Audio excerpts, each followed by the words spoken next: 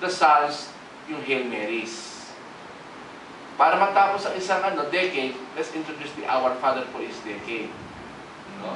So, the 150 Psalms are divided into the Ave Marias, the Hail Marys. This prayer, at least the first half of it, the first paragraph of the Hail Mary is biblically based. But the second paragraph of the Hail Mary was found as early as the 2nd century AD, no, as seen in the ancient graffiti in the burial site, the catacombs. Ang second paragraph ng Hail Mary ay dinadasal na pala in the 2nd century. Meron silang nakitang wordings in the catacombs written by the Christians, no, who died as martyrs. No? Holy Mary, Mother of God, pray for us sinners. That was already being recited as the continuation of the Hail Mary, the first paragraph. Ito ang pinalit sa 150 Psalms. And for each decade, it begins with an Our Father and the Glory Be. Kasi sa amin, sa Psalms, para magtapos na, no, we have to sing the glory. Then, recite the antiphon, giving the summary of the Psalm. Yun ang Our Father. No, yan, no? So, sometimes a chord or knots, no, ginagawa nila yung tali para mabilang nila. Wala pang beats doon. So, hindi pa, ang rosary is an independent development from the Hindus, from the Buddhists, and from the Muslims, and from the Greek Orthodox Church, no? All it was to keep an accurate account of the Hail Mary. Diyan na, very crude. Nagsimula, tali lang kung talaga, nagsimula, tali, no, around the, we might say, string, in type in knots, no, 150 Hail Marys, no? Okay.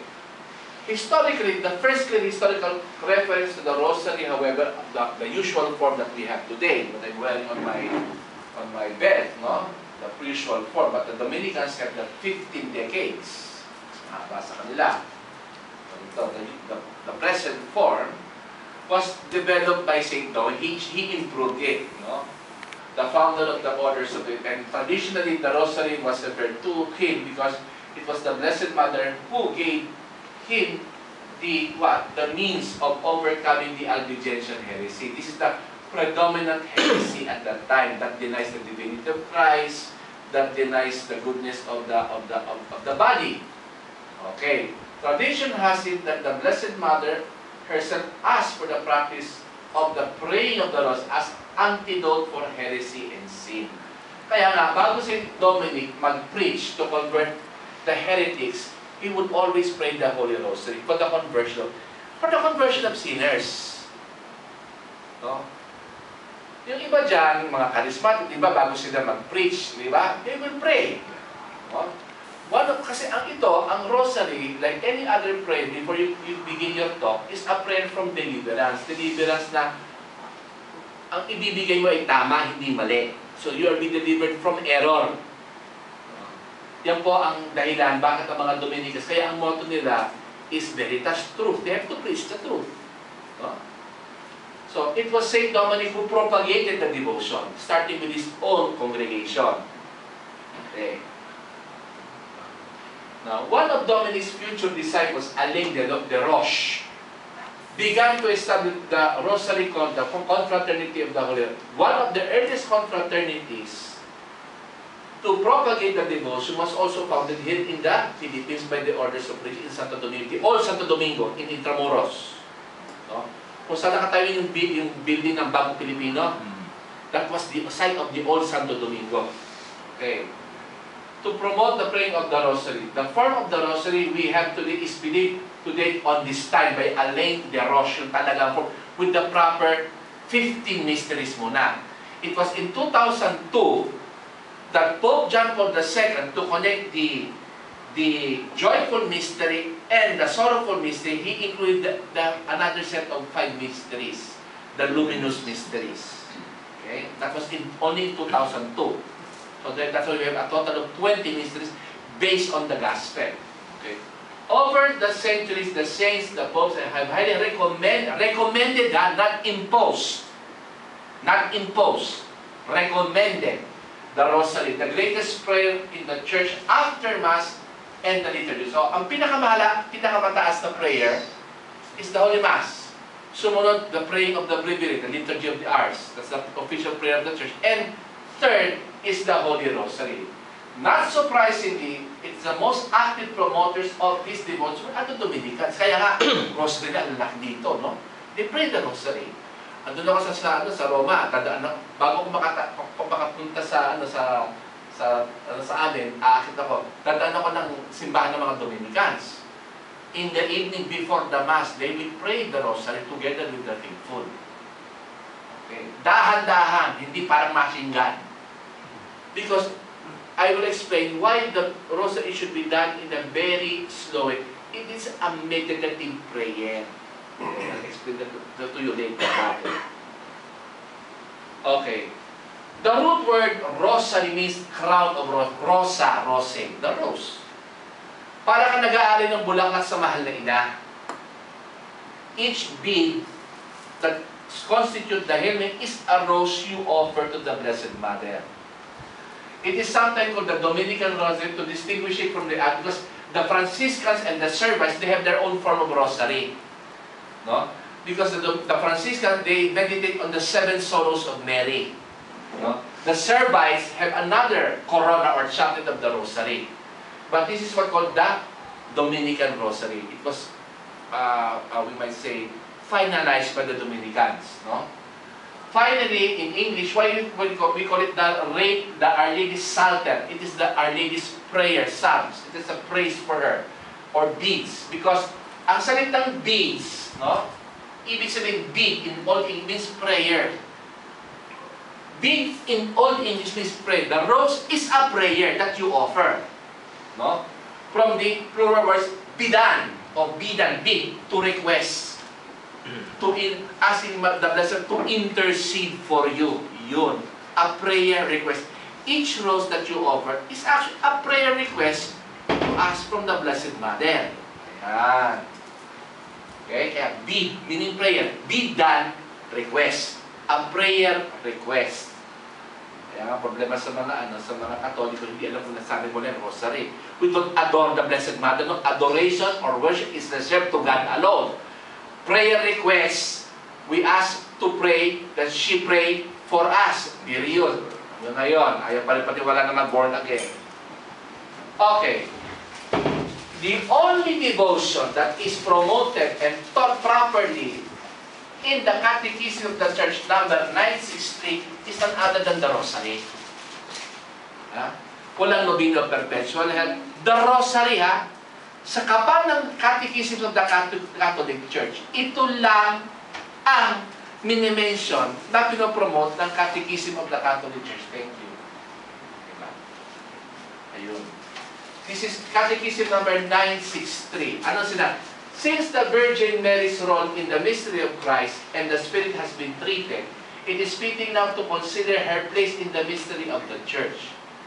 In the Annunciation scene, the role of the Blessed Mother has been already clarified to us. That she would be the Mother of God. Ayun. Kaya as Mother of God, she prays for us, no? The Virgin Mary is acknowledged and honored as being truly the Mother of God and of the Redeemer, as declared by the angel. Angel, Hail Mary, full of grace, the Lord is with you. Yan ang words. The angelic salutation of the Angelus is also part of the Hail Mary. Magtako isang anghel nagpuri sa isang tao. It was the angel who gave and explained the role of Mary to us as the Mother of God and of the Redeemer. She is clearly the mother of the members of Christ. Nanay natin. Why? When Christ ascended into heaven, saan nagkatipon-tipon ang mga remaining disciples? Around the Blessed Mother in the cenacle habang hinintay Holy Spirit. Since she has been her charity joined in bringing about the birth of believers in the church who are members of its head. Siya ang nagagather sa mga handang maging member ng simbahan. That's why, anong title na binigay sa kanya ng simbahan? Mary, the Mother of Christ, the Mother of our Church. The Church. Ina ni Kristo at ina natin. Ayan.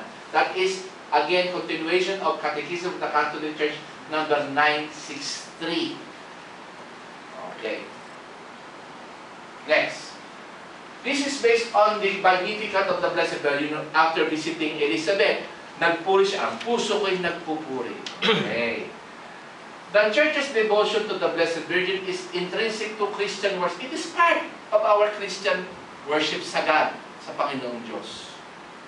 We worship God, but let us not forget that God became man and He had a mother. The Church rightly honors at ginagalang the Blessed Virgin with a special devotion. From the most ancient times, the Blessed Virgin has been honored with the title Mother of God, to whose protection the faithful fly in all their dangers and needs. This very special devotion differs essentially from the adoration which is given to the incarnate Word, and equally to the Father and to the Holy Spirit, and greatly fosters this adoration. Our devotion is only an honor given to the Mother, but it should lead us to true adoration of God Himself, the Trinity. Anong sinabi ng mahal na ina sa mga waiters? Do whatever He tells you. Ayan. The Rosary. Again, it is only mentioned once in Catechism of the Church number 971. The liturgical feast dedicated to the Mother of God and Marian prayer, the Hail Mary, Hail of the Queen, such as the Rosary, it is an epitome of the whole Gospel. Summary ng Gospel.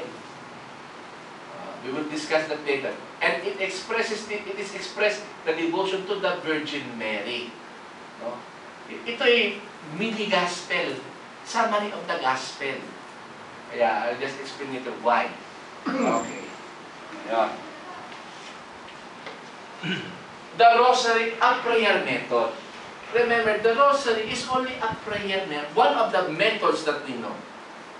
It is a prayer method. No? The Rosary has been called preparation for contemplation and the prayer of the saints. While the hands and knees occupied with prayers, Our Father, Hail Mary, Glory be, it can and should be prayed silently when necessary so as not to disturb others. Kapag nag-iisa ka, Friday, nagdadasal ka, pero ang gumagalaw ang labi mo, pero nagbe-meditate ang isip mo. Para bagang canvas. Diba? Para ma-hold mo yung picture, anong kailangan mo? Diba canvas? Kung wala kang canvas, babaksak yung picture mo, di ba? Yung painting mo. So the prayers, the Our Father, the Hail Marys, the Glory Bees, serves as canvas to the picture. And what is the picture? The mystery. Joyful, luminous, sorrowful, and glorious mystery. The mind meditates on the mysteries of the Incarnation and Redemption represented by the decades. Ito mga frame. Meditation is the form of prayer by which the one who prays uses the mind and imagination to consider a truth and uses the will to love it and form resolution to live. Kaya each mystery may resolution yan. Para maging matibay ang pagiging Kristiyano natin yan. Mayroon tayong resolution. Papakita ko yun. Nandiyan dito, yung resolution. Yung detail natin ng mystery. Kaya nga, kapag nagdadasal tayo ng Rosario,